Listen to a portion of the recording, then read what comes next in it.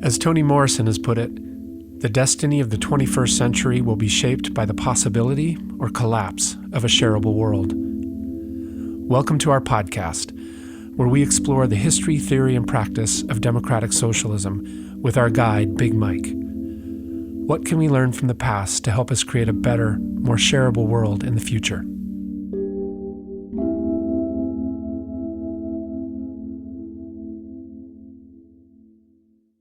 Hello, everyone. Hi.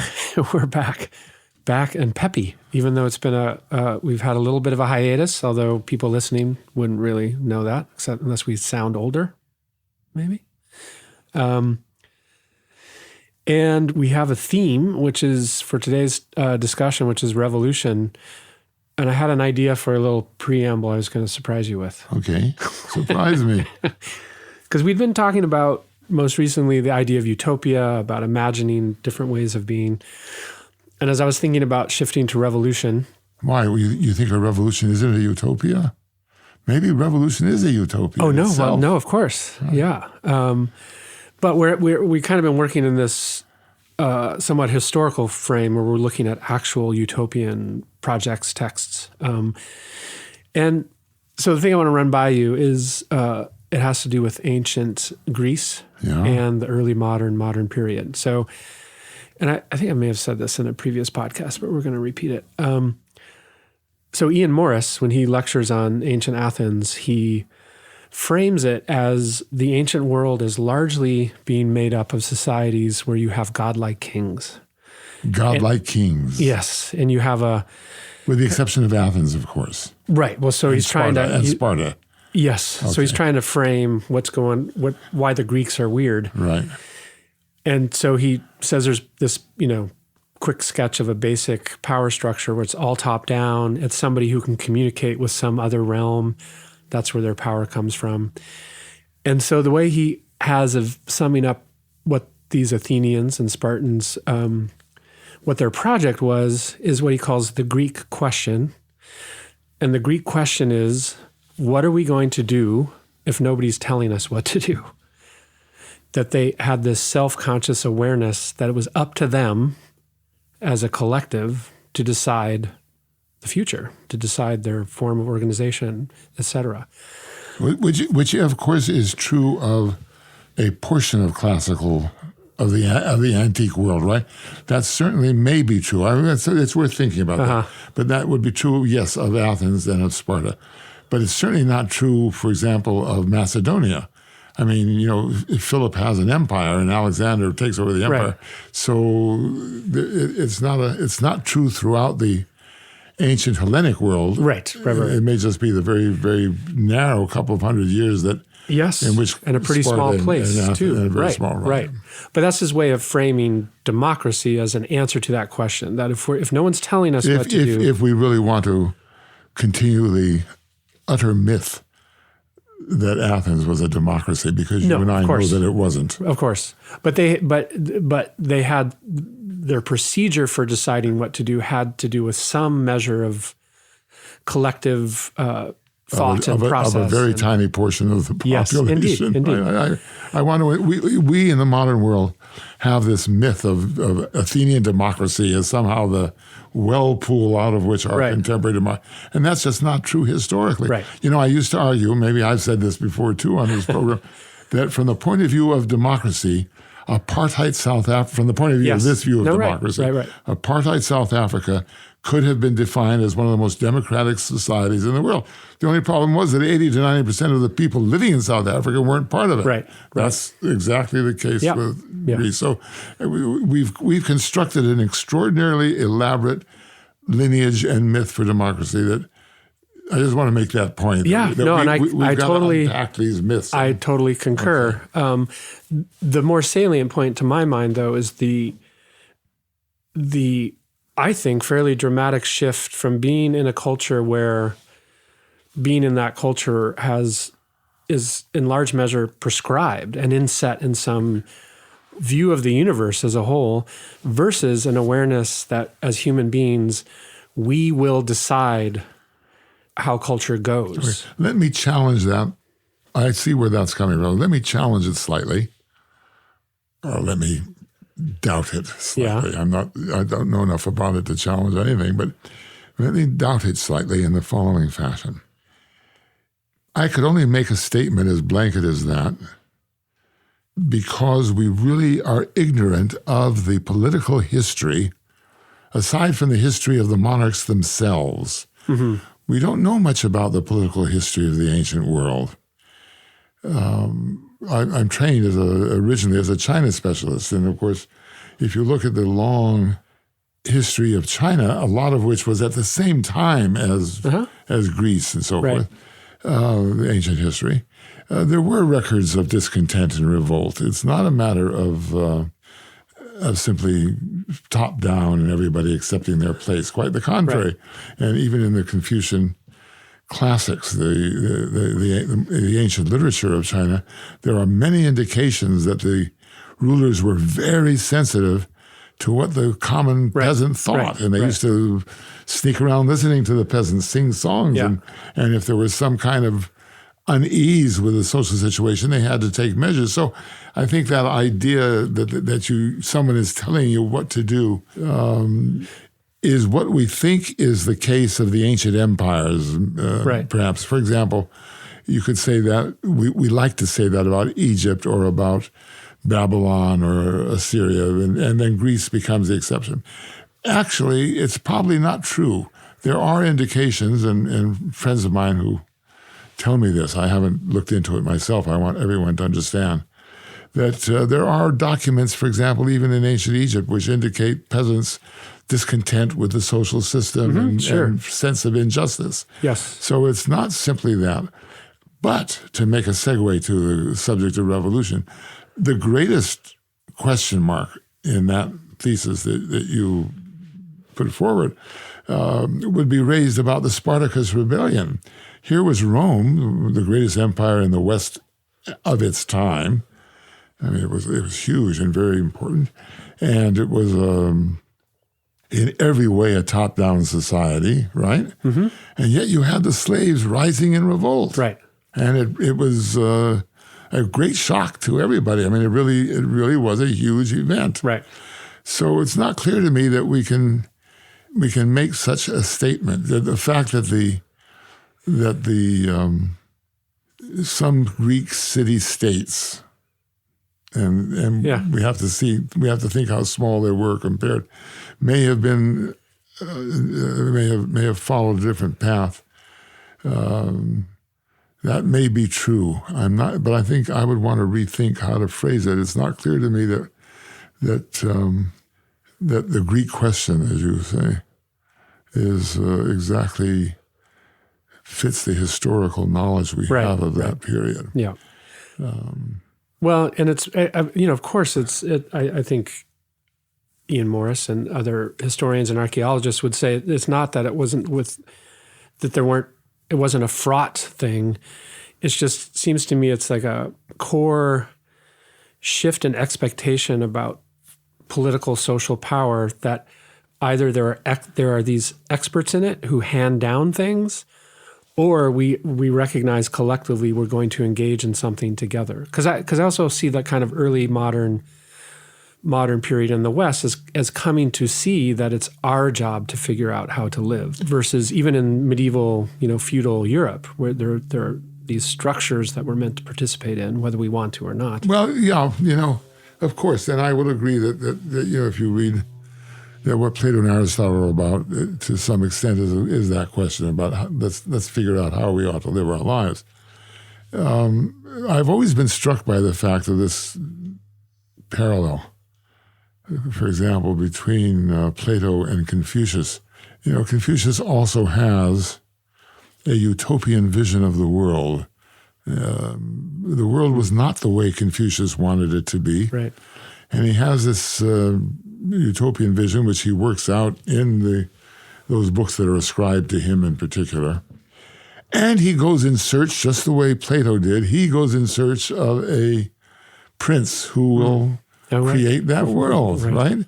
So the idea that the world is as it is and we just accept it, which is what one is led to believe was the case with the ancient empires in the Middle East and the West, and I don't believe we know enough to say that definitively. But it isn't the case in ancient China. I think something does happen historically. Certainly, at a certain point, culture, civilization, no longer can rely upon a hierarchy of how shall I put it, of ideas. No, can no longer say, well, whoever interprets the divine will, whether that divine will be the Christian or the Greek gods or whatever, that whoever interprets the divine will rules and sets the order of society. Confucius says something to this effect. The gods exist, but let's perform the rituals so they stay away happy and we can do whatever we want to do and order society the way we want to order it. The Chinese were, as they are again today, perhaps, breaking new paths in this story that we're telling. Right. But I just find that a little difficult to accept. And as I said, I think the Spartacus Rebellion, which is a major historical event, suggests otherwise. Yeah, well, I think your plan was to talk about historical events. So where do you want to start? We're going to talk about revolution today, and that's a very good entree to it. It has become, curiously, what you just said fits the pattern that I was thinking of. It's become, there's a strain of thought developing today that the revolutions, the historical revolutions, the great revolutions that marked history, and we'll discuss what those may have been in the modern world in a moment, were not necessary. That left alone, and this is a kind of, I think, a pious wish on the part of bourgeois historians. Left alone, society would have developed in the direction of bourgeois liberal democracy anyway. So why all the bloodshed of the French Revolution or the Russian Revolution? And in fact, on the anniversary of the Russian Revolution, just 2 years ago now, right? The Russian Revolution only took place 3 years ago, and the anniversary was in 2017. Several histories of the revolution were written, some by very, very famous scholars in the field, who said the revolution really wasn't necessary. That just, if people had been a little bit more patient or whatever, the amount of bloodshed, et cetera, that occurred would have been unnecessary. And it follows from that as in the French Revolution, the reign of terror, which was consequent upon the revolution, or in Russia, the Stalinism, which was consequent upon the Russian Revolution, would not have been necessary. The British, of course, said that at the time of the French Revolution. The British really were not very happy that the French were having such a revolution. So I think that the kind of idea that we all have to get around and solve our problems ourselves is somehow related. I'd have to think about it much more, but I think it's part of that general fear that we today have of revolution. And the reason we have that fear today, to no small extent, is because we ourselves realize kind of all of a sudden, since around 2008 and afterwards, that with the failure of neoliberalism, we ourselves are beginning to feel that we're living on the knife's edge. The crises we're facing, that we've talked about before, from the crisis of the environment to the crisis of labor having enough jobs for workers, et cetera, all these crises, none of which can we seem to find yet any really democratic solution to. All these crises give us a feeling of unease. And if you open the daily newspaper almost any time these months, there are riots in Latin America or in the Middle East or in Paris, all over the place. Right. People are in Hong Kong. People are rising up one way or another. And this frightens us. And we really want to believe that revolution is unnecessary, that if we could only keep the lid on and let things naturally develop, they would, except they haven't. Right. So that raised to me, and I'm not advocating revolution, let me say, although we'll talk about revolution as itself utopia in a second, but that raised in my mind the question of why are we, how do we arrive at the judgment that revolutions are not necessary? That revolutions are frightening, and that they collect a terrible toll in both human lives and material wealth is the case. Yeah. And we say, well, we understand that revolutions, I'll define what I mean by revolution in a moment, that revolutions often occur because people are discontent, because they're suffering, they're frustrated, they can find no other way out of their dilemma, of their repression, suppression, except to explode, sometimes as a consequence of machinations on the part of a small party, sometimes just a riot that takes place in the public square. But they do explode. And we say, well, it's just too big a price to pay.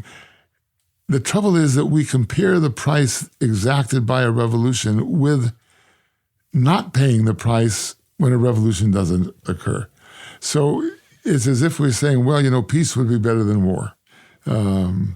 A regime of justice, even if it's only gradual improvement, would be better than violent revolution.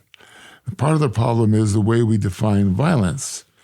And what we fail to do is pay sufficient attention, particularly in the popular imagination. We forget to pay sufficient attention to what is the violence and suffering of social life under the conditions which lead to the revolution. Yeah.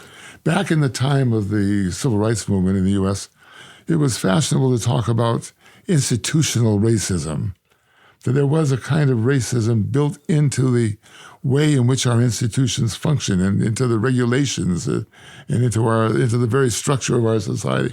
As time passed and the radical moment began to dissolve, we haven't talked so much about this question of institutional racism or institutional suppression, or I would argue institutional violence. Mm-hmm. And instead we tend to pair off revolution on the one hand with peaceful development on the other hand. And I want to argue that quite the opposite is the case. We need to think about revolution in comparison to violence and suffering that gives rise to the revolution. Right. So in that light, when I look at the Spartacus rebellion, at slave revolts, it's very obvious that the suffering of the slaves that led them to revolt, for them, a revolution, violence, killing their masters or whatever, was a kind of compensation for and a kind of way out of the intense violence they were experiencing in their daily lives as slaves. Do you want to set up the Spartacus rebellion if somebody hasn't heard of Spartacus? Well, Spartacus was a slave revolt in ancient Rome, and it spread all through through most of Italy, disrupted Roman life, and it was put down with a great deal of economic and military force. Right. And it resulted in social changes and all kinds of stuff going on. Mm-hmm. And it is legendary precisely because of it looms so large in the iconography of the left and the revolution, which leads then to putting on the agenda another interesting question, and that is, why don't revolutions occur when the conditions are right for them? Uh-huh.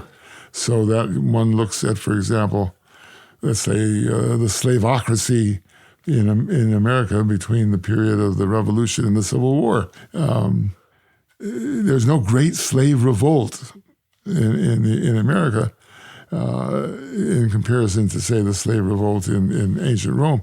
So one, in contrast, by the way, in contrast to what happened in Haiti at the end of the very end of the 18th and beginning of the 19th century, where the slaves rose in revolt in a massive violence throughout the French.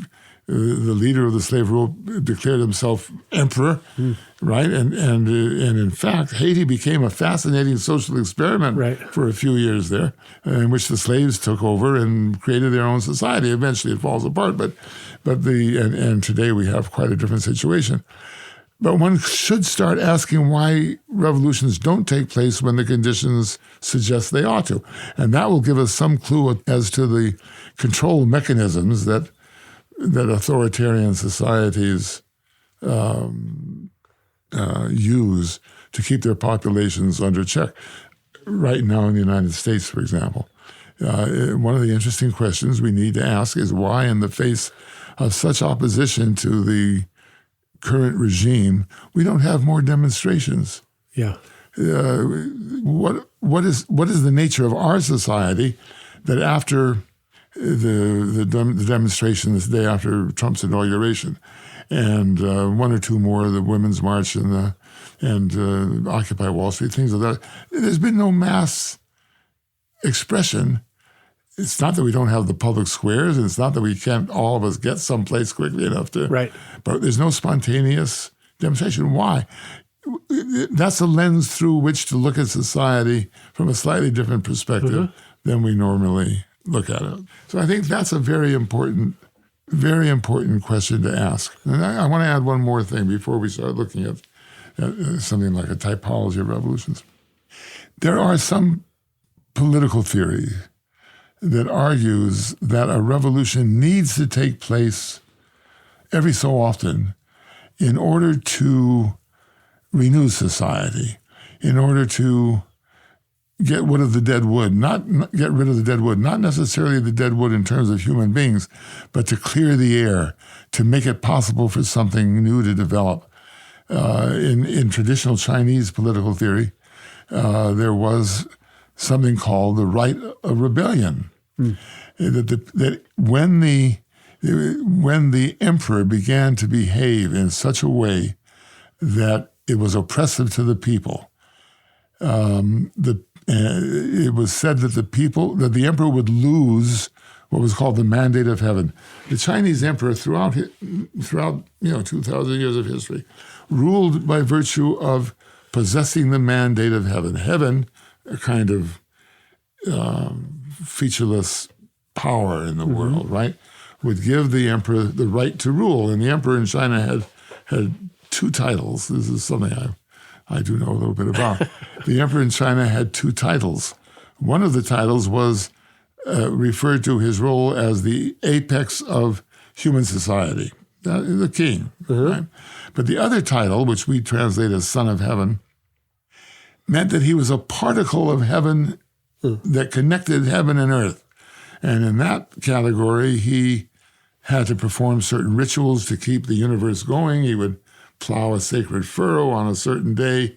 He would perform certain religious rituals that would keep the gods away so they wouldn't interfere in daily life. Very different from the Christian idea of God coming into the world and actually, right? So, but by virtue of this, he could lose the mandate of heaven, and the people had a right to revolt. That's written down. Yeah. That's sort of part of the political philosophy. Thomas Jefferson speaks about this, that you need every so often we should have a revolution. I mean, he didn't make a great thing about it, but he remarks on this, that revolutions, even though the American Revolution is a very different thing, that revolutions are good to clear the air. You need to renew them.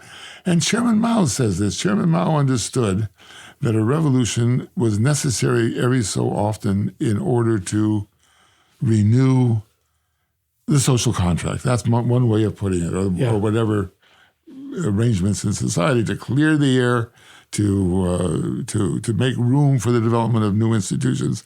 The Cultural Revolution, which ends up to be a disaster for political reasons, ideologically, intellectually, philosophically, starts out with the assumption that people have a right to revolt. The party must make people revolt if necessary, even against the party, because the party would itself become an entrenched bureaucracy, and that then would stultify development. Right. So I think that revolution is a much more interesting and complex phenomenon than the image of violence alone would suggest. Now, we use the word revolution in a vast variety of ways. The toothpaste revolution, right? I mean, I got a new toothpaste. It's a revolutionary new toothpaste. I put a little cinnamon into it instead of orange flavor. It's revolutionary. Bernie Sanders talks about revolution. Yeah. Peter Thiel talks about revolution. What revolution needs to be understood as is a process of disruption. And Peter Thiel curiously understands this better than many. It is a process of disruption. That disruption may last a week or a day, or it may last much longer. For example, we talk about the Industrial Revolution, which is a good way to use the word, because industrialization, the beginnings of the industrial process, really did thoroughly disrupt Western civilization and turned it into something that it wasn't. Right. Into something new. And so what revolution has to be understood as a disruption, and disruption with the purpose, and I'm leaving aside the human cost. Remember, I really do understand that, but I'm trying to think like a visitor from Mars. Right. What are these people doing when they run around doing a revolution? Is that they are trying, the Russian nihilists understood this, curiously enough. It is a way of clearing social space, institutional space, psychological space, intellectual space, in order for something to be born anew. So, for example, and that's revolution, revolving, coming back to something new. I have to weed my garden in order for the flowers to grow in the spring.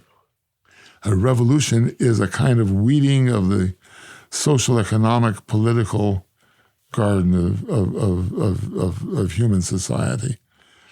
And I'm not saying that in a cold way. I'm not saying that in any way to promote revolution. I'm just trying to understand why revolution is so important, and indeed why often it goes awry and ends up much worse than it started. I understand that as well. And having said all of that, it's also worthwhile to think for a moment about typology of revolutions. And there have been a lot of books written about this. But I think for Americans in particular, this is a very important problem, because we speak about the American Revolution. Right? We've just been through to date us right now. It's not yet over, the impeachment of Donald Trump. And if you listen carefully, and I've been obsessed with it and I've listened to every moment of it, if you listen carefully, there's all this reference to the founders and to the resolution, which was of the American Revolution. But the American Revolution was not the same thing, although we like to call it a revolution. It was not the same thing as the three great historical revolutions of the modern age, namely the Russian, the French, the Russian, and the Chinese. The American Revolution was a much more narrowly defined political revolution. It was a throwing out of a colonial power, which is one way of thinking about it, without any immediate consequences. And by that I mean there was no great social upheaval in the colonies at the time. Right. We got rid of the British colonizers. We got rid of the imperialists.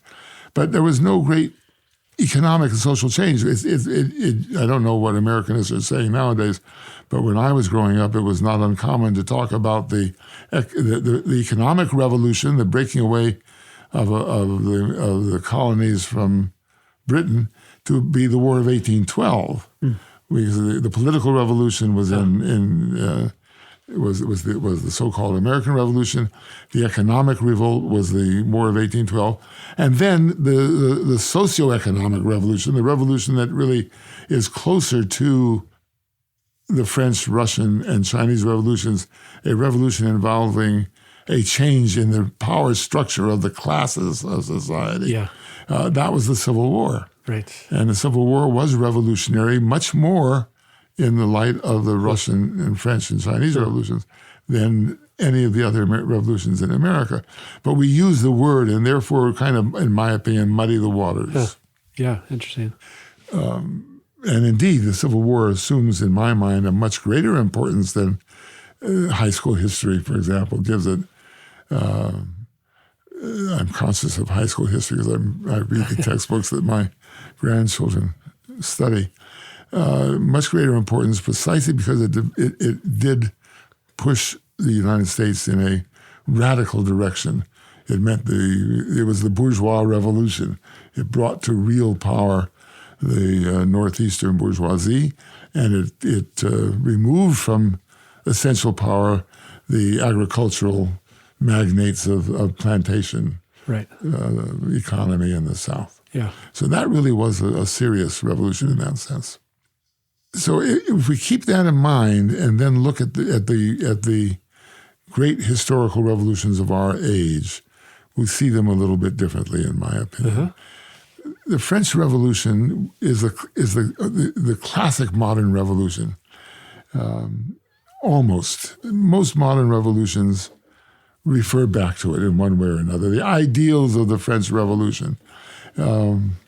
It's not uncommon to say that the slogan of the French Revolution, equality, liberty, equality, fraternity, are the great liberal values. The French Revolution represents the intellectual beginnings of the victory of liberalism on the political stage. Uh-huh. It brings to power, or potentially brings to power, a class that had been excluded from power before the French Revolution, so it resulted in profound social change. It transferred political power from the countryside. We mustn't forget that Versailles, the palace where the king lived and which was the center of the French monarchy, is outside of Paris in the countryside, and it transferred it to where the social and political power really was, which is the city, Paris itself. Yeah. So the French Revolution is that violent change, albeit it devolves into something else, and we'll talk about that in a moment. I would add one more point, that there is a kind of a, not a hiccup, but a continuation of the French Revolution, if you will, which is part of the total story, but we tend not to think of it as a continuity.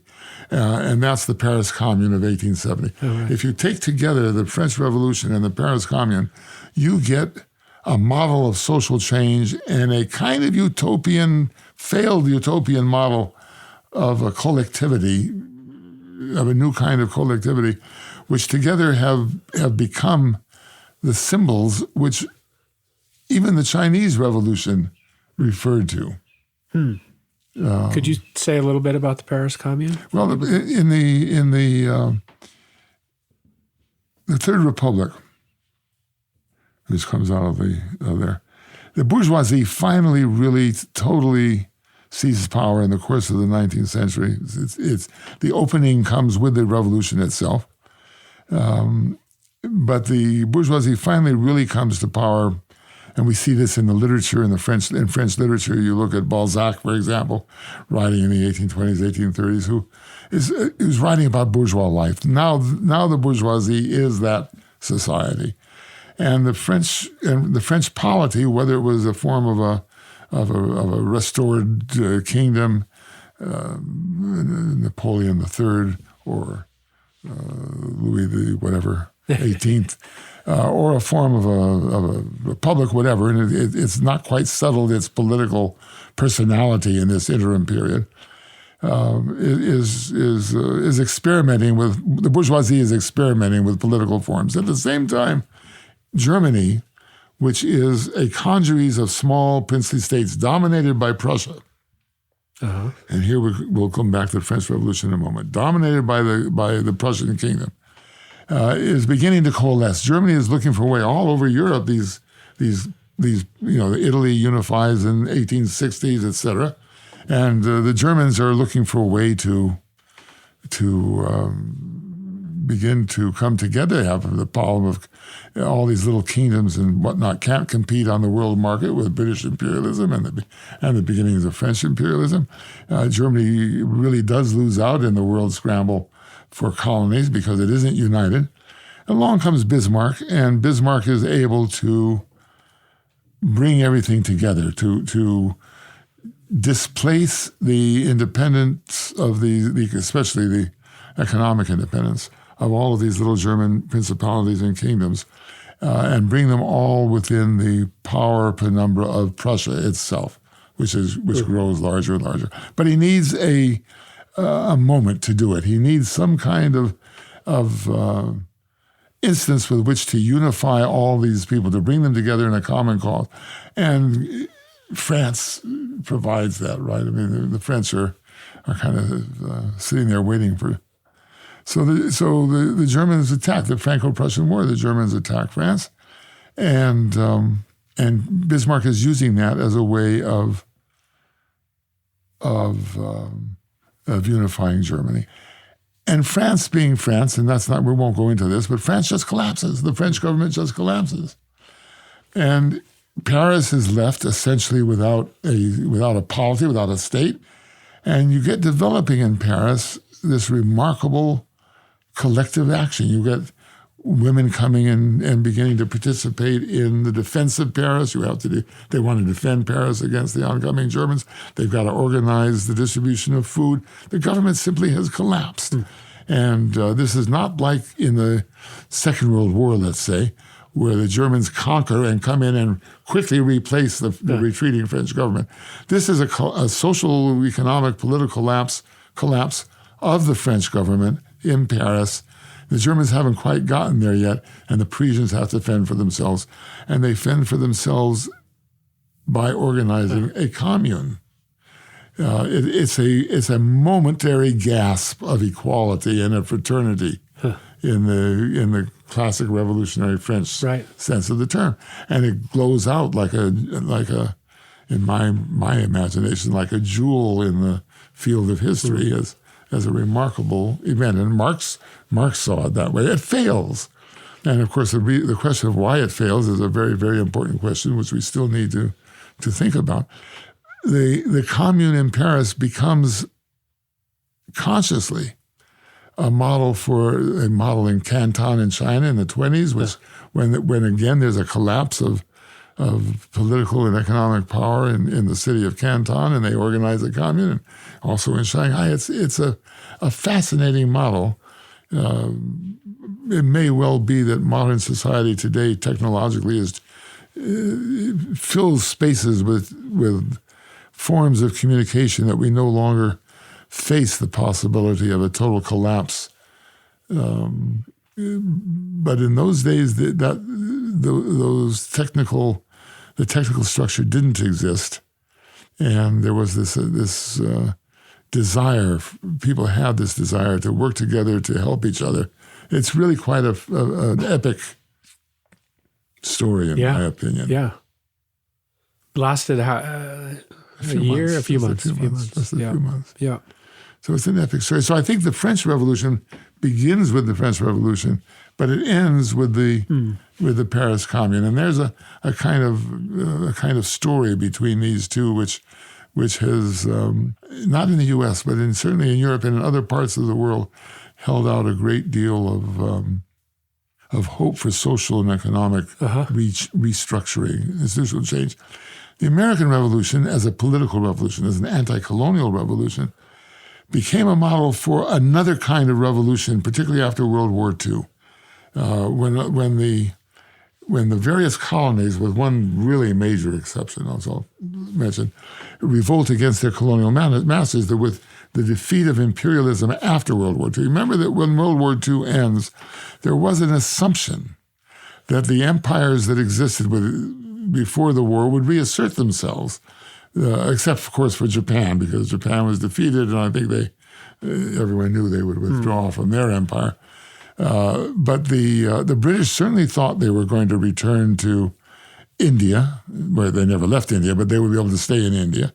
The French certainly were going to come back. In fact, the Americans helped them come back originally to Indochina, to the French major part of the French Empire in Indochina, and of course North Africa stayed part of the French polity, and the Dutch were coming back to Indonesia and take over. The period from 1945 to about 1950, when India declares its independence from England, there's the Vietnam War. The first Vietnam War really gets going and ends with French defeat in 1953 at Dien Bien Phu, which is a kind of a prelude to the American Vietnam War.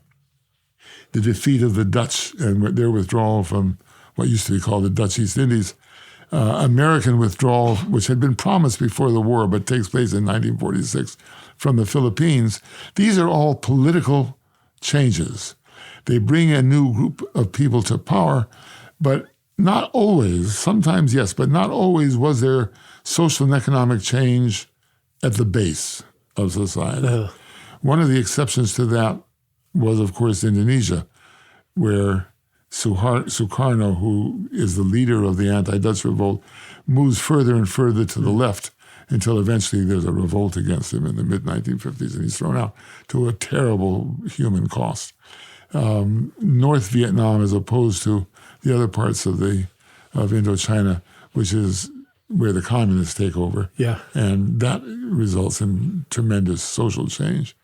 But by and large, these were political revolutions, and looked at the United States as the model because the United States was a model of a political revolution. Right. Whereas the Russian Revolution, before that, the French Revolution, appealed more to other places where, as a model, where profound social and economic institutional change was really required from the very beginning. Yeah. It's interesting, for example, that in China, even in the period before in the 20s and 30s, lots of Chinese children were given Russian names after the Russian Revolution because their parents were poor parents who heard, Right. Sophia, right, or Ivan, or whatever. There was a kind of romanticism about the Russians had stood up, we can stand up too.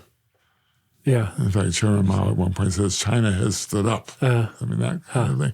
So these revolutions become models of 20th century political behavior. Right. Well, I've been collecting a little list of things to ask you just by association, but is there more? Okay. Well, it's been crossing my mind some contemporary movements, and so to come back to this general defining of revolution, if you comment on these as it relates to how we think about revolution. But for example, Black Lives Matter as actual protest in the streets in order to disrupt something. Yeah. You're raising a terrifically important point, and one which we will explore also again. But let me say something about that.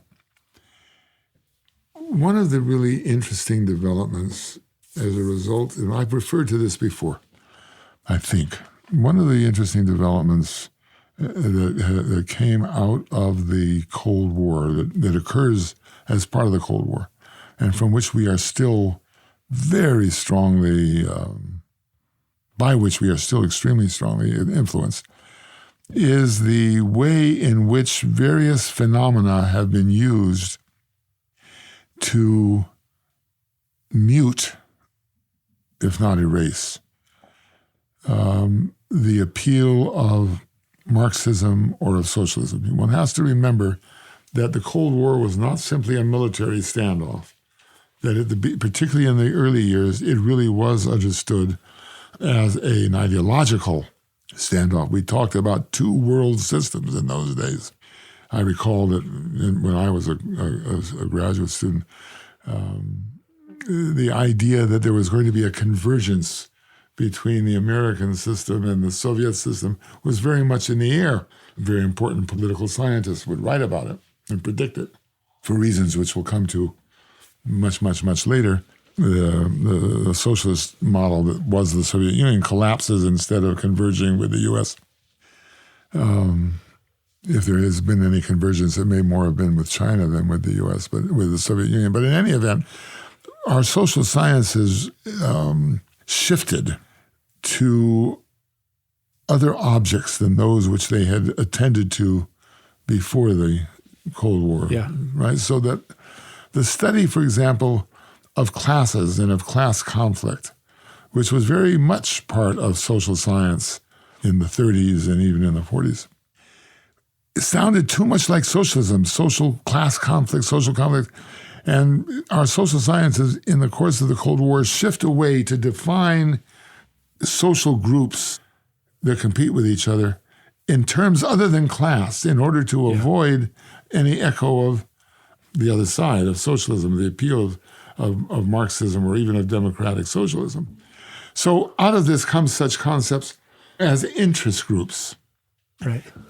We used to speak instead of classes in the Marxist sense, we started talking about income strata, words like that. Now that has morphed into identity politics, identity groups. So social class is replaced by race, what we call race, even though many of us think that the term race is not a very profound term. Nonetheless, it has social significance, but it certainly hasn't got very much significance biologically, right? So that we today talk about these interest groups. The blacks are in interest groups. The fact that a large part of what Marx would have called the lumpen proletariat was made up of blacks, many of whom stream out of the South to the factories of what is now the Rust Belt during the 1940s, particularly during the war, to take jobs that others, right, that were made free because people were going to the army. We don't talk about them as the lumpen proletariat. We don't talk about them. We talk about their race or religious groups, what have you. So, yes, there are these groups. But what is interesting about them in my mind is, of course, as I said, how they replace more classical social and how they mask the social conflict by replacing race conflict for social conflict. But in addition to that, the demand for equality becomes the dominant idea. Let me see if I can say this more clearly. One of the striking things about Martin Luther King Jr., who was himself a socialist, although that gets lost in the struggle for racial equality, he understood that was just the first step. It's very clear in his writings and his speeches that he himself was very left, and perhaps that's one reason people were so afraid of him. Yeah. Right? But the civil rights movement took over from the social movement that was the class struggle or the demand for a restructuring of our society. The whole thrust of our policy in this area, therefore, is how to bring the disadvantaged group, in this case, say, the blacks, how to bring them up into the middle class. We're going to do it through education. Somehow we've lost sight of the fact that where they are in society is not because they don't have education, but because of their social political relationships with another class, which is more powerful than they. Yeah. So I do think that we have problems in this regard, but we should understand them, from my perspective, we should understand them as indicative of a broader perception problem. Right.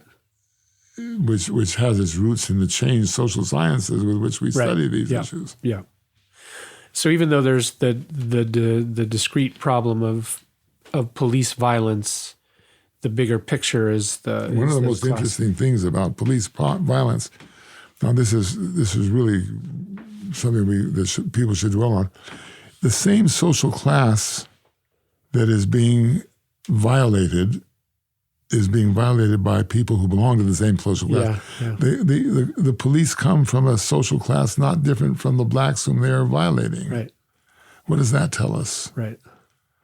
It is the case in, for example, the history of the American labor movement, that among the most racist elements in our society were the labor unions. They didn't want black workers. They didn't want these people coming and competing with union jobs. Right. So it's no great surprise that the police are beat up on blacks. It's an iteration of the relationship between black workers and white workers in the 1930s, for example. Yeah, and didn't you tell me not too long ago in South Africa, a case of shutting down, there were some miners who were protesting. Just recently, last year, exactly. And then they get shut down by their fellow That's right. class members. That's right. Yeah. Yeah. So this is very, to me, it's very significant. Well, so another one I was going to bring up, which is overt. Sorry, let me just finish, but make one more point here. What distinguishes then the white policeman from the black person being violated, or the black policeman who's joining the white police force, Right? Because not too often, not too rarely, the violence is committed by black policemen. Is a question of power relationships. Those power relationships are defined socially, not racially. You would expect that the black policeman would take the side of the black Right. in the street, but they don't, Yeah. because they're power. So they're defining themselves socially, economically, much more in a classic sense Right. than all black lives together marry. Yeah. Yeah. Although just to circle back to the very beginning, it seems like you would also say that those points that we started with of making a visible and on the streets resistance to a situation that is creating a lot of suffering in order to try to bring about less suffering, even though there's suffering, and that Black Lives Matter kind of fits that shape. Yeah. Well, the other one that came to mind, I'm sure you have thoughts about, and is more overtly about class, or at least about money, is Occupy Wall Street. Occupy Wall Street was an very, very strange phenomenon. It was a flash in the sky, a comet, and then dies and disappears. We haven't talked about anarchism. We should put that on the agenda to talk about it at a certain point. It was a kind of, unfortunately, too self-conscious, anarchic moment. People simply gathered, thanks no doubt to social media. That's a new factor of technology which needs to be considered. People gathered, and it was, I have to say that I feel it was almost the last gasp of popular political participation outside of the established institutions and rituals. Yeah. It didn't get anywhere, in spite of the fact that a lot of people, including myself, were very sympathetic to it. It didn't get anywhere because it was run anarchically. Everybody could speak. There was no organization. Ultimately, these revolutions depend upon some kind of organization. We'll talk about that when we talk more specifically about individual revolutions in the future. But there was no organization. The microphone was passed around. Yeah. People stayed as long as their interest was there, and eventually it dies out, right? Nothing came of it, no lasting consequence. That's not the only one in our contemporary world. There have been there's the great social organizations meeting in Brazil a few years back. But they dissipate. And one of the reasons they do dissipate is because we have a romantic view which comes out of anarchism, a romantic view that left to their own, people will do the right thing collectively. And we forget that people exist in society by virtue of institutions. And those institutions bring order to our political behavior. Without institutions, we can't behave politically. Occupy Wall Street didn't develop any institutions that could direct, guide, develop an agenda. Right. Yeah. It was protest without any consequence. Right. Well, we're getting towards the end of our usual amount of time, but the last thing I had, when you just mentioned social media, that earlier you'd said that, why isn't there more in the street protests these days? And it seems like one big factor is people spend their energy on social media. I think it's not only that they spend their energy on it, but that the social media, unlike the party line of our new social media companies, the social media may be very good for collecting small amounts of money to support a candidate. They don't really build community. In fact, my youngest grandson spends a lot of time playing games with friends on the internet. I watch it carefully so that he stays out of trouble. But the interesting thing is that he really doesn't know where they are. Their entire relationship is based upon the internet. Right. He's isolated.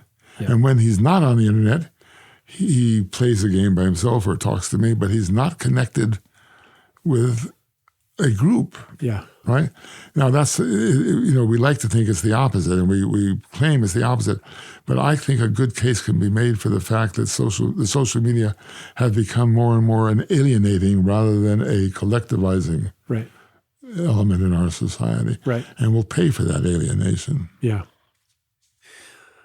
All right. I think that's plenty In for fact, listeners to I chew think on. that, Yes. another very nice example of this is in 2011 the quote Arab Spring unquote in Right. Tahrir Square in Cairo. Yeah. Again, it dissipated. Right, institutions came, namely the military, and disintegrated it very quickly. People communicated. Let's all get together in Tahrir Square, but that doesn't create the kind of collective consciousness, will to create ongoing institutions. Yeah. That's the problem. Right. All right. Thanks, good, Big Mike. See you all next time. Thanks for listening to another episode of A Shareable World. To find out more about this podcast, visit us at ashareableworld.com.